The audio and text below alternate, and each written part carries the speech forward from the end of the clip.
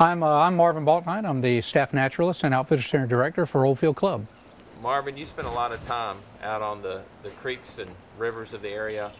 Can you describe some of the wildlife people might have a chance to see along the Okatee?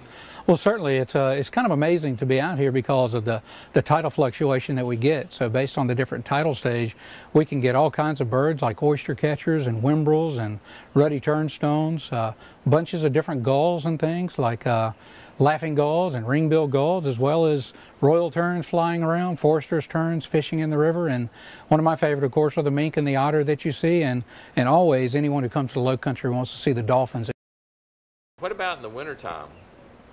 In the wintertime, we see, of course, one of my favorites is, I grew up here in the South, and I'm a native South Carolinian, and back in the 70s, we only had about 13 breeding pairs of bald eagles. And it's such a pleasure now to see the bald eagle quite prominently in the wintertime, fishing along the creeks, nesting along the creeks, and seeing them hunt. Also with the osprey that you see around, and of course a lot of the migratory shorebirds that we see come in. The creeks absolutely fill up with common loons, also with buffleheads and hooded mergansers and a lot of the other ducks that you see in the wintertime.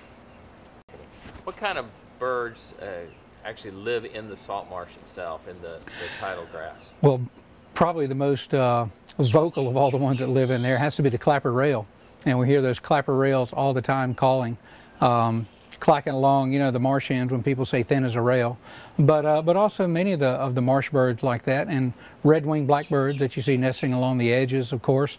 The marsh wrens, you hear them calling throughout, and along the edge of the marshes, the painted buntings that occur, of course, along the corridors.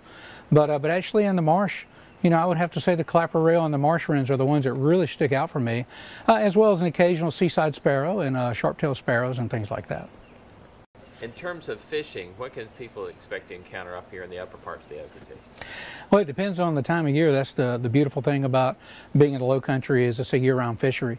But we can expect pretty consistently to find flounder, redfish, speckled sea trout, and also see a lot of things like blue crab and of course shrimp that we catch pretty much during the fall season.